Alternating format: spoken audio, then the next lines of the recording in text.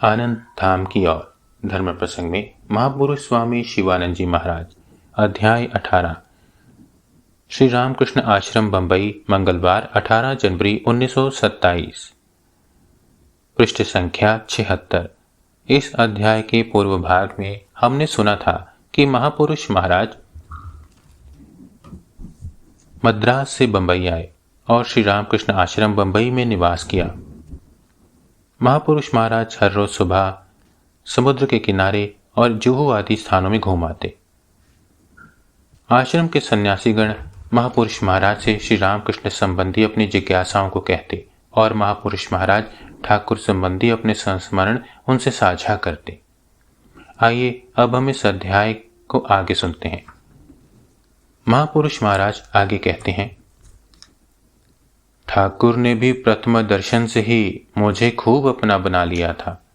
एक दिन वे बोले, देख, यहाँ कितने ही लोग आते हैं, किंतु तुम्हारा मकान कहाँ है, किसके लड़के हो, ये बातें मैं किसी से कभी नहीं पूछता, कभी जानने की इच्छा भी नहीं होती, पर तुझको पहले पहल देखने पर ही मुझे ऐसा लगा कि तू यहीं का है। और तेरा घर कहाँ है, तेरे पिता का नाम क्या है, यह सब जानने की भी इच्छा हो रही है। बता तो भला, ऐसा क्यों हो रहा है।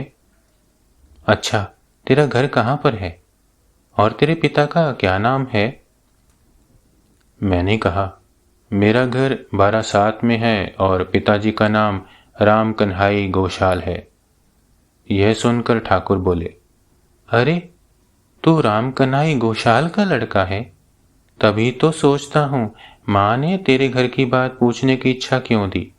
तेरे पिता को तो खूब जानता हूँ, वे तो रानी रासमणी के घर के मुख्तार हैं।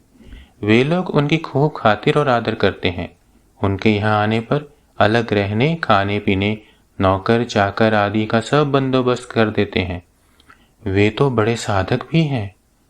यहाँ आकर गंगा स्नान कर लाल रेशम का कपड़ा पहनकर माँ के मंदिर में आते थे। उस समय जान पड़ता था मानो साक्षात भैरव। वैसा ही लंबा चौड़ा शरीर, वैसा ही गौरवर्ण वक्षस्थल मानो सदा लाल रहता था। माँ के मंदिर में बैठकर खूब ध्यान करते थे। उनके साथ एक गायक भी रहता था। वह पीछे बैठकर देह तत्व और श्यामा विषयक अनेक गाने गाता और तेरे पिता ध्यान मग्न हो जाते। नेत्रों से अविरल अश्रुधारा बहा करती। जब ध्यान कर मंदिर से बाहर आते तो सारा मुख लाल हो जाता था। उनके सामने आने में लोगों को डर लगता था। मेरा तो उस समय खूब गात्रदाह होता था। सारे शरीर में असह्य ज्वाला सी होती थी। उनको देखकर मैंने एक दिन पूछा, क्यों जी, तुम तो माँ को पुकारते हो और मैं भी पुकारता हूँ, थोड़ा ध्यान भी होता है, किंतु मेरा शरीर ऐसा जलता क्यों है, इसका क्या कारण है, बता सकेंगे। देखो, शरीर दिखाकर, ऐसा गात्रदाह है कि रोंगटे भी जल गए हैं, कभी कभी बड़ा असह्य होता है। तब तेरे पिताजी ने मुझसे इष्ट कवच धारण करने के लिए कहा। आश्चर्य, इस कवच को धारण करने पर गात्रदाह एकदम कम हो गया।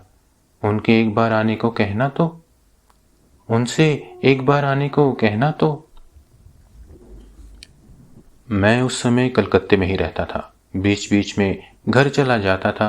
पिताजी से ठाकुर की बात कहने पर वे बड़े प्रसन्न हुए और एक बार आकर दर्शन भी कर गए।